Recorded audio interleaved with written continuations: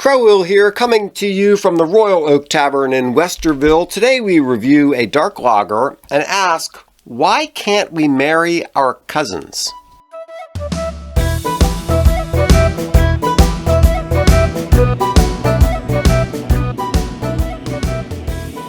Hey, Pigweed, good to see you. Good evening, good evening. Right. How are you? I'm doing all right. How about some beer and conversation? That sounds like a great idea. So what are we drinking? This is a dark lager, but specifically a dopplebock. A dopplebock, okay. Which is a strong, malty lager, often associated with, historically associated with the Trappist monks and their, a very bready, dense beer. Usually, I think I've heard like 7 to 11%. Yeah. And except this one drops down. In this case, this is the Doppelbock Light. Okay. And so I'm looking for maltiness, toastiness. What do you think? I'm seeing some. It's not as dark as I would expect for a Doppelbock, to tell you the truth. But but it does have. It does have some malt backbone there. Has a little bit of that malt sweetness. I think you nailed it when you said Doppelbock Light. Yeah.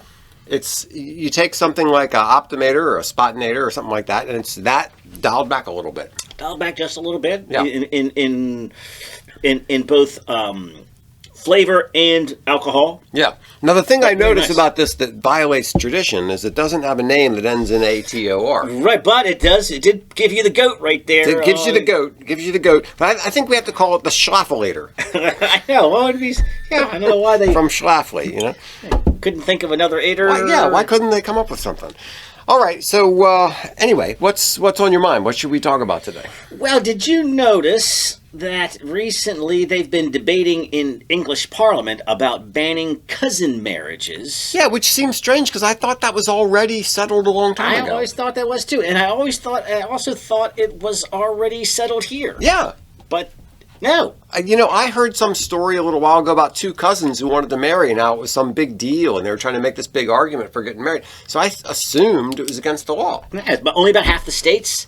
I read a story, New York Post, and it was two cousins in Colorado, as I recall. Okay. And but it's just, I guess the same thing in England is what's going on here is. Do we really have to tell you this? Yeah.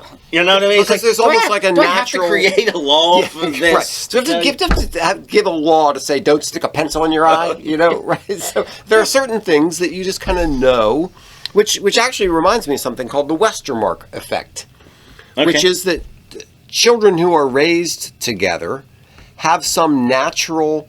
Just by virtue of being raised together, they have this natural aversion to mating. Yeah, gross. Yeah, because you don't want to mate with your sister. It's just the way it is, and so that nobody has to. I mean, we have laws against that, but it's like you don't need a law against that because everybody already knows.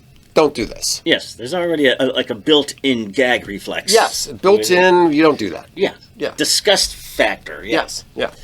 And so why?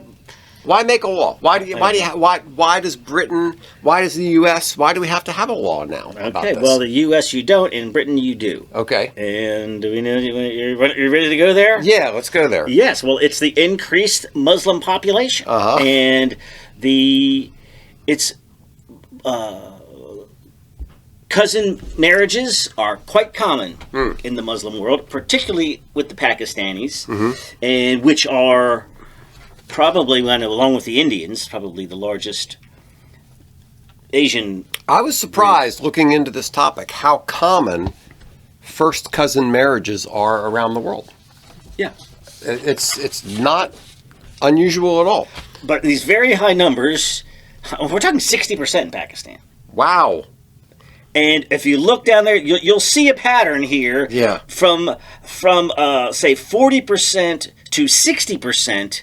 Read me some numbers, some names here. Yeah, Pakistan, Kuwait, Qatar, United Arab Emirates, Sudan, South Sudan, Afghanistan, Mauritania, Iraq, Yemen, Iran, Saudi Arabia. There's a pattern here. I'm feeling something happening in all these places. Yes, and so what they're noticing is that the genetic factor, the genetic disabilities that are a result of this, are very high. Now, this is something, when I read that article, this was a couple of years ago that I read this, about this cousin couple, or this cousins who wanted to get married. They were saying, look, yeah, there is a higher risk of birth defects when you marry your cousin, but it's not that much higher. Right. Which reminded me of this argument of this guy I used to work with who said, you know, when they tell you that you have a higher rate of lung cancer when you smoke, it's like, yeah, there's a higher rate, but it goes from like, you know, 0.5% to 1%. You know, it's not the biggest change in the world. Right, but but it's double. Yeah. So if you want to play with the statistics, exactly. right? Yes, it's double. So they were arguing something along those lines. Yeah, no, it is a little bit higher, but it's not that big a deal. That was their case. Right. Well, I've got a few numbers for you to see if these help change your mind. Yeah. BBC's research found that while British Pakistanis accounted for 3.4% of all births, they had 30% of all British children with recessive disorders and a higher rate of infant mortality. So that's a factor of 10. Wow. And so it doesn't mean it doesn't mean that it's a 50-50 chance. It doesn't mean that if you marry your cousin that you're necessarily going to have messed up kids, but you're much more likely. That's pretty good. It says somebody who's calling somebody in the Labour Party who's trying to address this matter says it's a public health issue. Yeah, it's like obesity, drug addiction, alcohol fetal syndrome, right?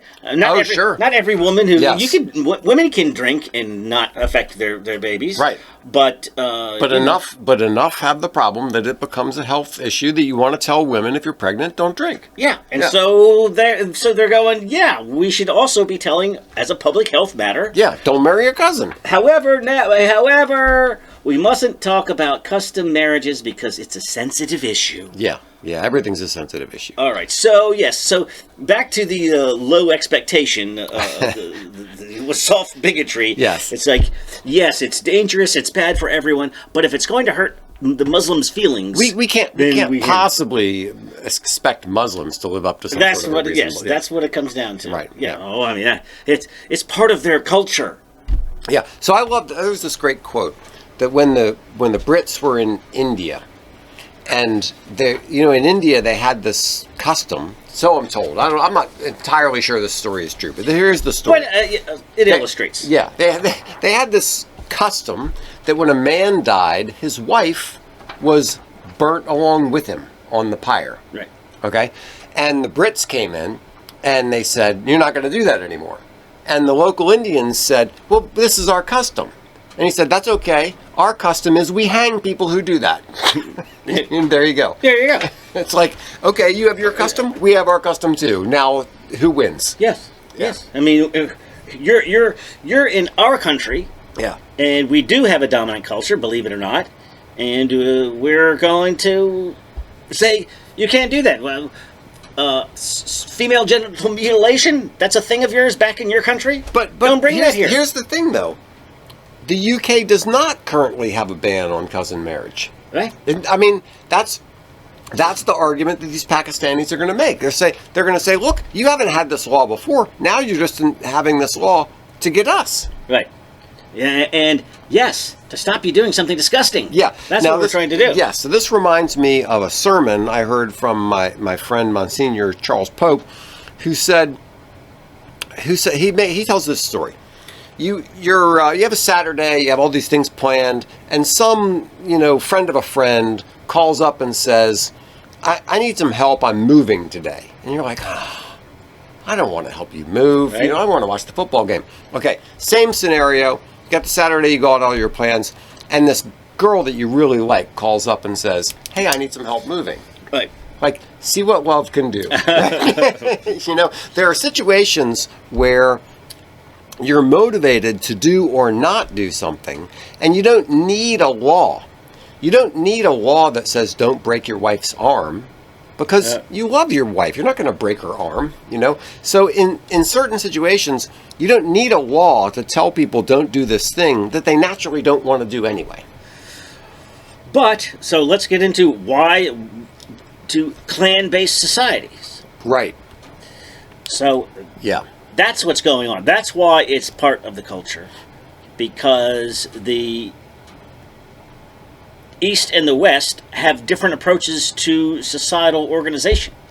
Yes, and that's a key thing, because if, let's say you're walking down the street and you see somebody who is different from you in some way, right? You're going to be suspicious of that person.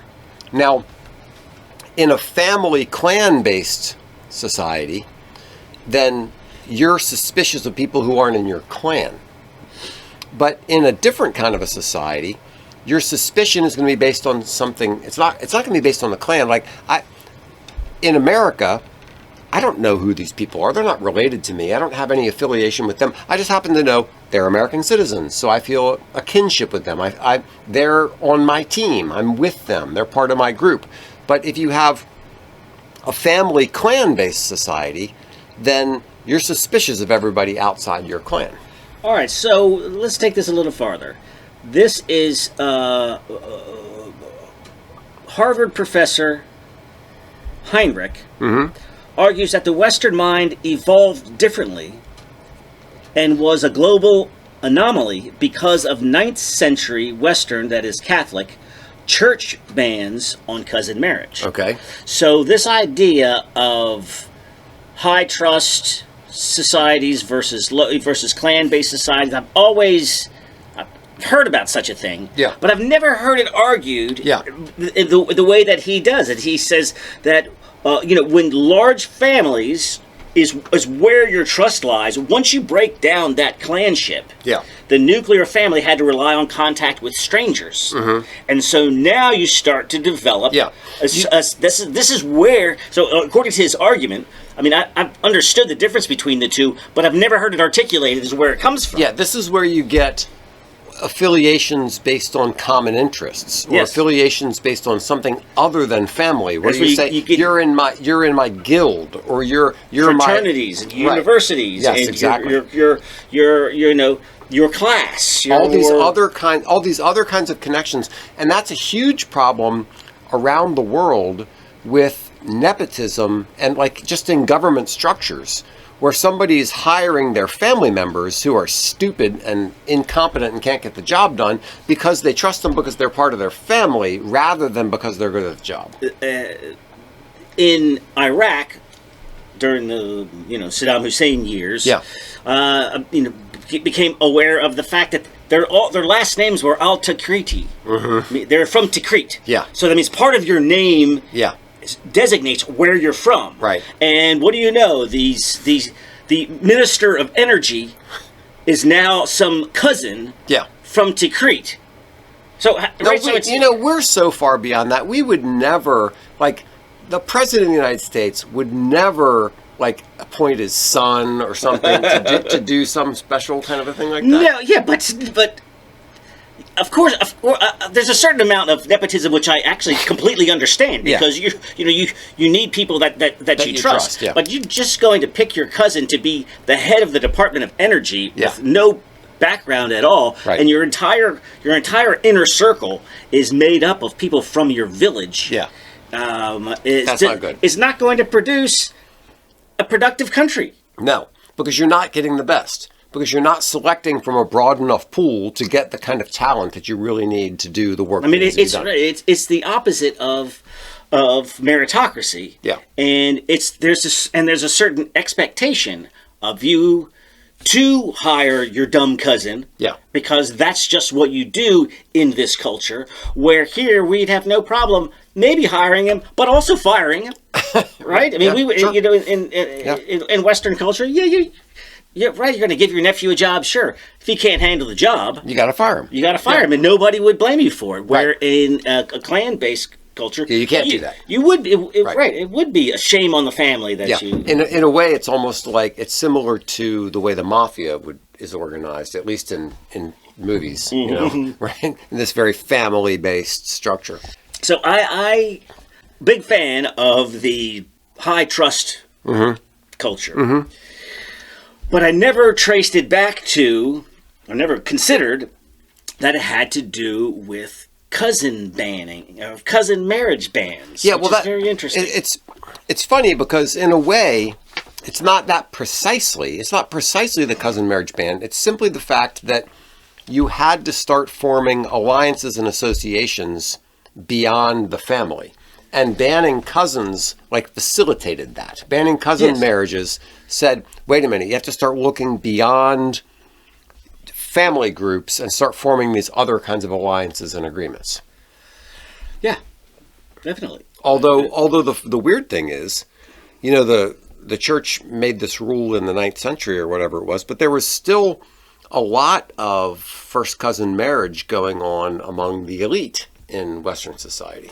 Yeah, well, let me finish up with high trust, low trust. Yeah. You can see basically. My firsthand experience is living in Mexico, and it's not. I doubt it's as tribal as small town Iraq. Right. But there is some of that going on. Sure. And so what you'll find is, let's just say your cousin has a friend. Your son's... a cousin has a friend who's in town, and they'll say, hey, can my friend stay with you guys? Uh-huh. We would be like, I don't even know this guy. Right. In Mexico, they'd be very inclined to be accommodating to that. Yeah. Because there's some loose family connection, right. But there's a lower sense of trust for people that you don't know. So that you're, mi casa es su casa, when I know you. Yeah. You on the other side of the street that I don't know you, you're on your own. Yeah. And you'll see that simply in the maintenance of public space. So littering is not a big deal. Maintaining public space is not. If you go to a fancy neighborhood, the streets look like crap. You see nothing but very high walls. When you get behind that wall, it's beautiful. It is beautiful. You've got koi ponds, and you know what I mean. And, there's gardeners working back there. So once you're within the private space, it's very tight. But that sense of civic duty. So in south of where I lived in Guadalajara is a large community of American retirees. Yeah. And there's Lions Club, there's SPCA, there's all of these organizations that are built around civic responsibility. Right. And that's kind of foreign.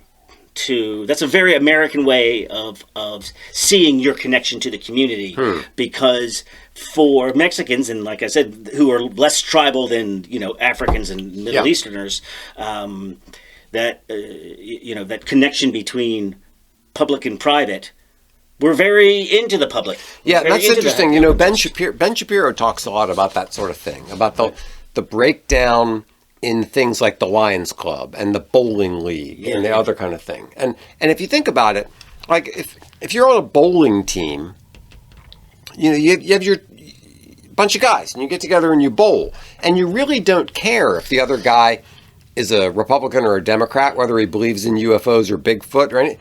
None of that stuff matters. Right. You're on the same bowling team, and it creates a cohesion across other kinds of barriers and the same thing with the Lions Club and the Elks and the Moose and all this other kind of stuff. I mean, right, but yes, that's true with the cohesion between individuals, but it also represents a civic commitment to people that you don't even know. Yes. That you don't feel like you're doing a favor for a cousin's friend. Yeah. You're just doing it in general. You don't litter on the ground because you want to live in a place that doesn't have litter. Or I saw this, how you have in rural places, there's eggs or firewood and a box. Yeah. Sure. And, you pull over and you stick $5 in the box. And just watch this video in England, had the very same thing. And these recent immigrants just came up and took all of the eggs that were there. And there was a camera there, and so they followed it back. And they're like, "What are you doing? That's not how this works." But to them, like you, what do I care about this guy? Or to them, you're asking for it. Yeah. You're you know what I mean? What do you dummy, think people are going to do? Yeah. No, what I think people are going to, what high trust societies think is that people are going to behave themselves. It's kind of and like in their minds, Halloween. they're like, well, if you put it, what else you think people are going to do? Yeah, it's kind of like Halloween when you're not home that night and you want to put out a bowl with a little sign that says "Take 2 pieces." You should be able to do that in a high trust society. Yes, you should be able to do that because the kids should come up and know, I take 2, and the next guy can take 2, and that's the way it goes. You know. Yes, and that's how that's one of the distinctions between the West. So the argument is how the Western mind is uniquely different, and how the Western mind ended up becoming a high trust society. But this high trust society led to dominating the world. Mm-hmm.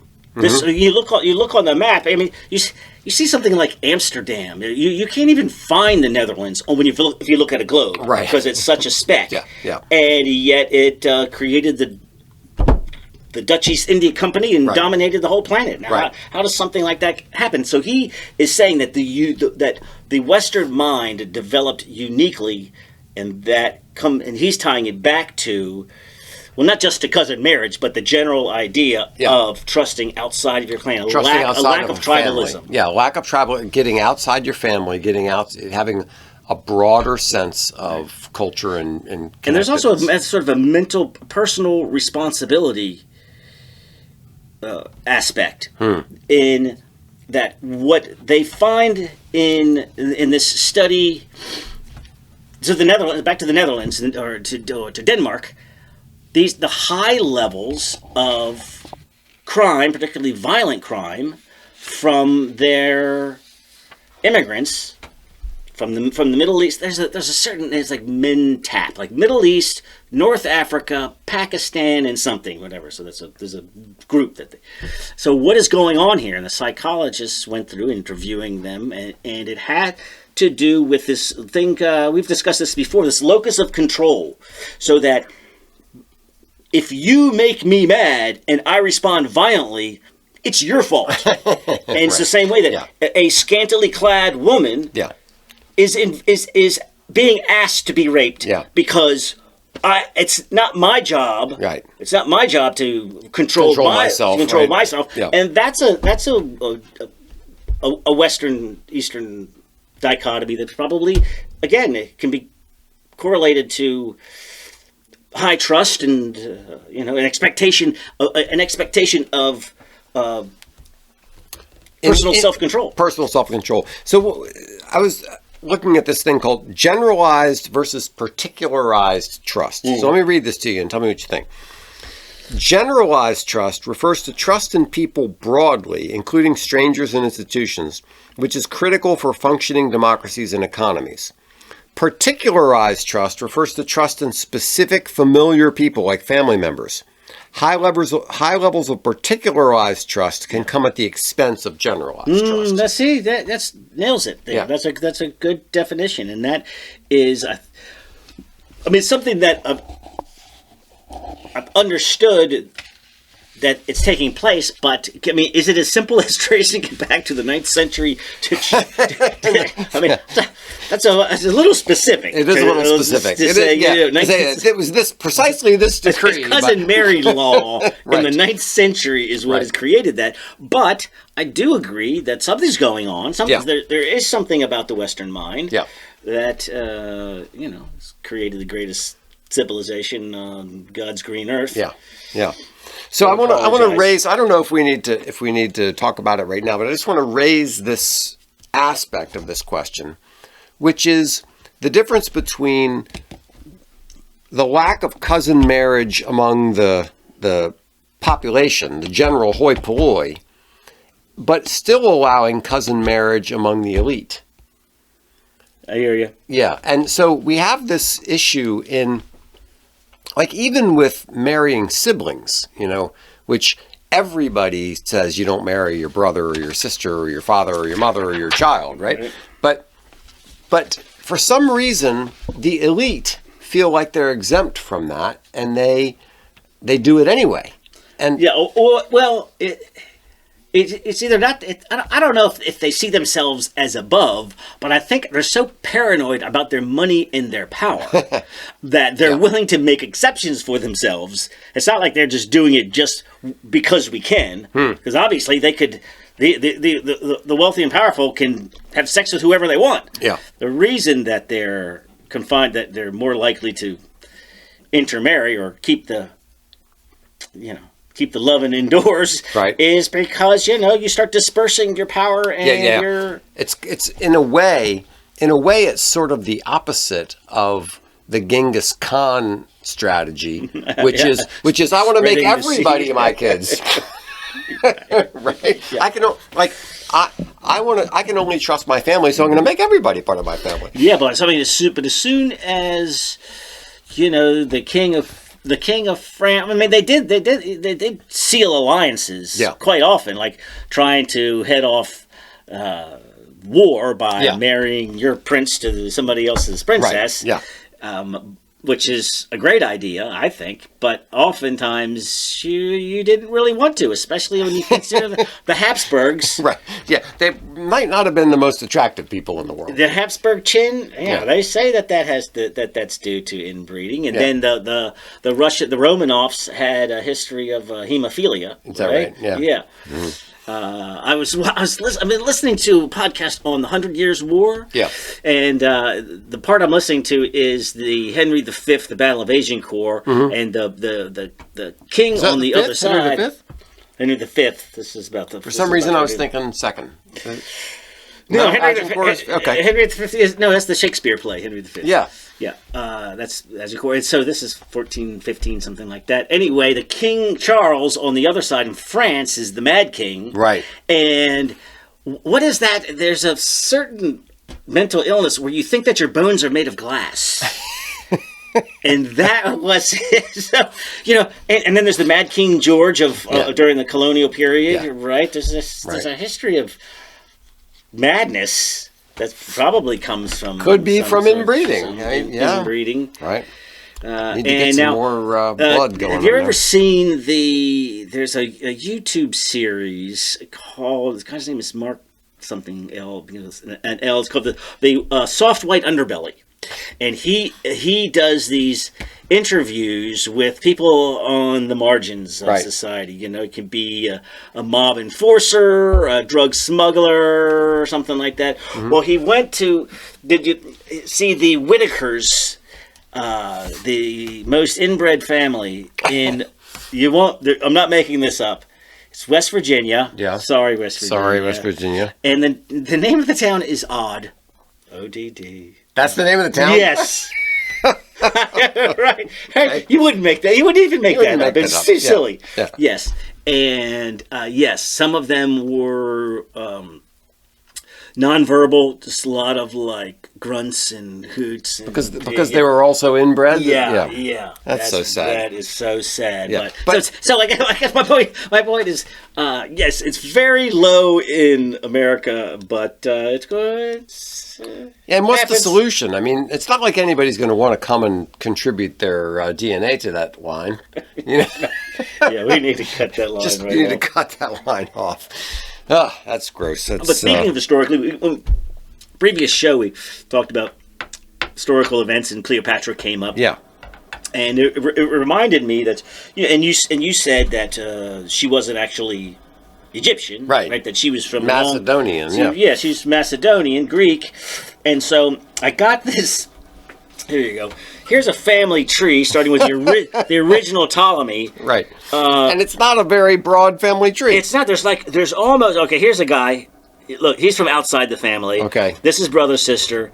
This is a sister with this brother and this brother. Right. The kids that they had, and so this is and they're all named Ptolemy or Cleopatra. Yeah. All of these are brothers and sisters. Right on down to... Finally, Julius Caesar injected some outside blood. Some outside blood with Cleopatra VII, who's the Cleopatra that we know, that by historical accounts, including Julius Caesar and Mark Antony, she was attractive and intelligent. So she somehow skipped. But there had to be some problems somewhere down the street. We're talking this is like 5 generations that barely left the palace. Wow. Yeah, I guess it's a question of odds, and I guess you can roll sixes multiple times, but right, it's not a 50-50 chance. But so how does it work?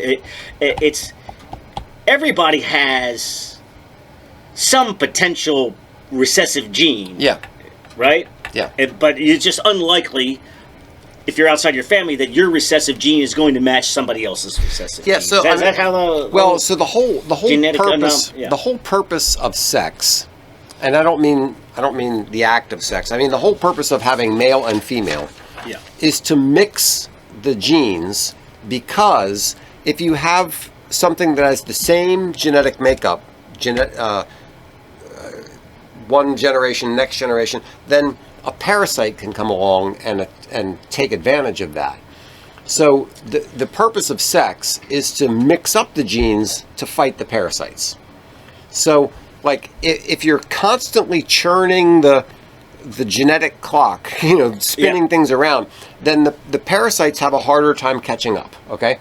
So let's take the other side of that, which is, well, we're not really churning the genetic clock that much because we're closely related. Right. So that does the opposite sort of a thing, where some kind of a deformity, a recessive trait or something like that is more likely which would just go on through without actually expressing itself until it runs into... Yeah, so when you have more diverse marriage going on, then you're mixing up the genes quite a lot more, and you're less likely to get that kind of problem. Yeah. It's sad. I mean, it's horrible that people have these kinds of... The Whitakers. I know. Poor guys, Yeah. So, all right. So, if you're now, what should England do? Yes, pass it, and yes, there's going to be objections in Parliament by your Muslim MPs, and you just say, well, we better pass it now before before they take over, before there's a majority. That's right. So let's get this done and say tough noogies. Yeah. And now what? Now is there a system in place where you have to where when you go to the courthouse? Yeah. You have to show your family. That's a good question. Apparently in Iceland, there's such a problem with it being a small population that this is what I heard, that there's an app that will show you how closely you're related to somebody else. Okay. So imagine this. You're at the bar, you meet this hot chick, and you think, I'm very interested in her. And you say, wait a minute, let's check our... genetic affiliation. And you're saying, you're like, all right, third cousins. Is that a problem? Right. Is that close enough or not? Like, where are we on the scale? Yeah, that's right.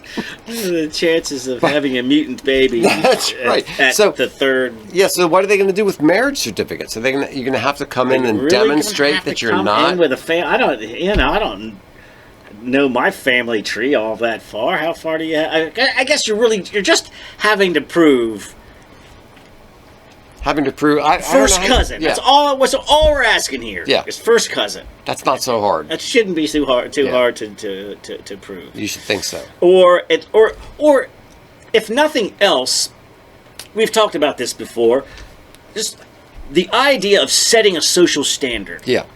Even if it's difficult to enforce. And even if it's not consistently enforced, and even if it's not always followed. But we're developing a culture where we recognize this is not a good thing. Pakistan, 60%. Right. We don't approve of that. We want to knock that number down. Yeah. And why do we want to do that? Oh, gosh, I saw... So during the Gulf War, There was a video of these soldiers, going house to house doing what they do. Yeah. They kick in these doors, and there is a room that's really just like a large shed, dirt floor, and everybody was severely retarded. Yeah. Just sitting in the dark. Wow. Like they just been shuffled off into, and none of this had occurred to me yet. This only occurred to me this week. Right. About when I saw them, like, why are all these so many retarded people in this one little village? And well, now it's kind of, and so I guess right. So if when you roll the dice and it comes up poorly, well, you just stick them in the shed and oh god, it was heartbreaking. Terrible. Yeah, and the soldiers were furious. Of course. Oh, I mean, they had so many things to be furious about over there. Yeah. So okay. So UK. Here's what we're saying. Make the law. Make the law, and boys and girls out there, if you're at a family reunion and you're in your teens, Don't do it. Just take it easy. Yeah, go to the other family reunion. Cheers. Thanks so much for listening to Beer and Conversation with Pigweed and Crowhill. Remember to visit us at pigweedandcrowhill.com or send us an email at pigweedshow@gmail.com.